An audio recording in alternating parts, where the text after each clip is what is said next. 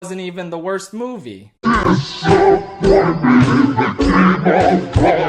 Well, here we are, folks. The final curtain call. The absolute bottom of the barrel, worst of the worst Illumination movie by a massive landslide is Hop. As soon as I saw that the opening credits were using the default iMovie fonts, I knew I was in for some truly transcendent awfulness, the likes of which all the other Illumination movies could only dream of aspiring towards. And yet, even with this harbinger of cringe in place, I don't think it fully hits you at first just how bad the hellspawn you're about to consume is. When you first start watching this movie, you think to yourself, oh hey, this isn't the worst thing I've ever seen, it's just kind of a regular bad movie. But then, you start to notice some things. You notice that the main character, Bunny, is the most unlikable character in the film. You notice how the plot is going absolutely nowhere until the last 20 minutes or so. You notice the questionable racial implications at play with the villain, as well as the fact that he's genuinely more sympathetic and deserving to win than the quote-unquote good guys. Eventually, your brain starts to collapse in on itself into a fucking black hole of embarrassment that you feel for everyone involved with the production of this movie.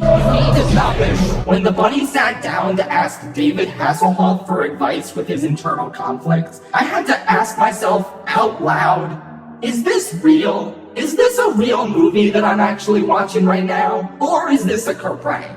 Any minute now, Justin Kerprank is gonna pop up from behind my computer and say, psych! There's no way actual human beings created a film this abysmal, but they did it. This was Illumination's second movie, and their first and only live-action animation hybrid. I guess it's nice that they learned from this horrific mistake and never tried to do anything like it again. But it's not so nice for me, because I still had to sit through it. Hop is a movie about E.B., who is a bunny whose dad is the Easter Bunny, and he wants him to take over the Easter Bunny role. But E.B. does not want to be the successor because he wants to be a drummer. So right off the bat, you can see that this movie clearly influenced Whiplash and Succession. Two pieces of art that pale in comparison to the sheer cinematic masterpiece that they shamelessly ripped off. Anyway, E.B. escapes to LA and meets James Marsden and generally ruins his life by being selfish and annoying. He trashes the mansion that belongs to James Marsden's sister's boss, who is a character we never see, so I don't even know why this is a plot point. He acts like a shitbag to this little girl who can't sing, and then pretends it was James Marsden saying that in a ventriloquist act. Then they uproot the entire pageant and sing I Want Candy, which I think is perhaps the most annoying song ever written. You need to stop it.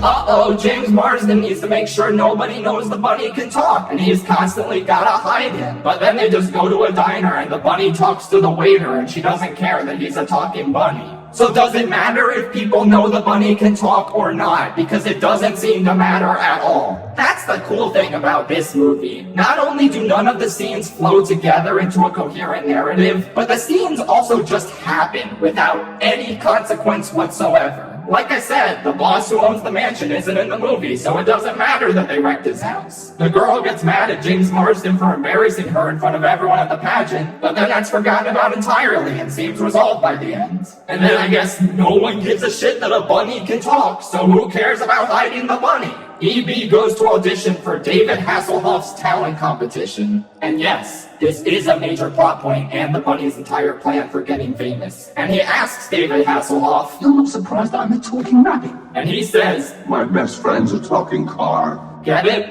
It's a reference to a TV show that aired from 1982 to 1986. One that children in the year 2011, when this movie came out, would have intimate knowledge of. Did nobody on the set of Knight Rider tell David Hasselhoff that this show wasn't real? David, that wasn't a real talking car, buddy. I think his brains might have gotten fried when he got hit with that blast in the SpongeBob movie. But oh no! All is not well in the world of Hop 2011. Because the 3 beret ninja rabbits that were sent by E.B.'s dad to track him down are tracking him down. For some reason, even though EB and his dad are talking bunnies, these girls don't talk, because I guess that required effort to write dialogue for them. Eventually, EB tricks them by faking his own death and pretending he got boiled alive, even though that's clearly just a turkey. He then realizes, oh no, I just remembered that they're probably going to assume James Marsden killed me and then kidnap him. Oh well, I'm sure he'll be fine. And then he abandons James Marsden and the exact scenario I just described plays out. What a cool and likable character. Remember when the sister thought he was a stuffed animal and hugged him, and he used that opportunity to sniff her hair? What a cool character. Anyway, believe it or not, we haven't gotten to my least favorite thing about the movie yet. So the Easter Bunny employs all these chicks to make the eggs in his factory. But Carlos, the literal second in command at the factory, feels like after all these years of hard work, he deserves to take over the business, especially since EB doesn't even want to do it. Yet for some bizarre reason, EB's dad only wants bunnies to be in charge of Easter and won't even consider a chick taking over. By the way, the bunnies have British accents and Carlos has a Hispanic accent.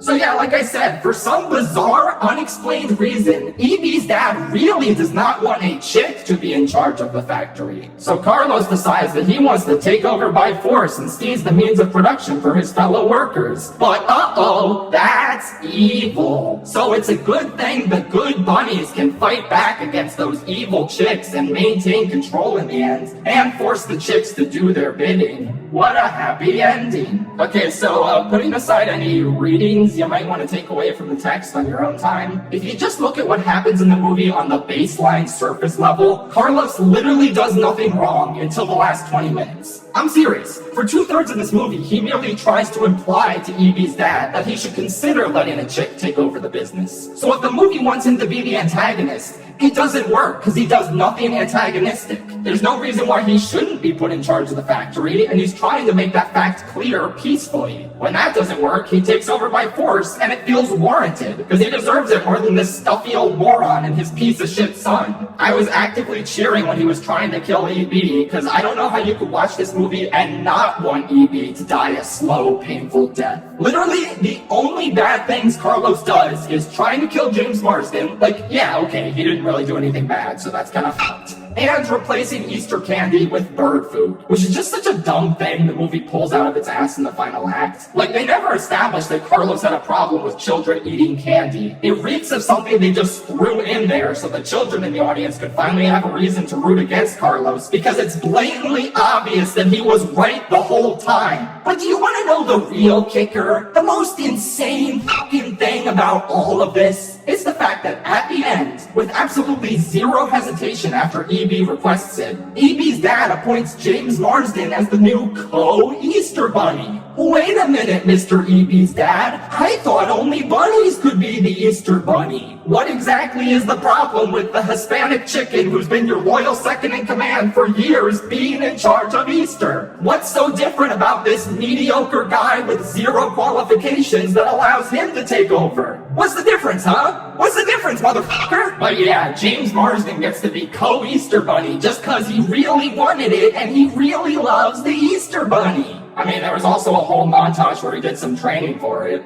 Intercut with Carlos also doing similar training for it. They both equally wanted it, except one was actually qualified for it. So yeah, what was the difference here, Mr. EB's dad? Huh? Okay, that's enough complaining about this movie. I think it's time I talk about the stuff that I actually liked about it. Here goes!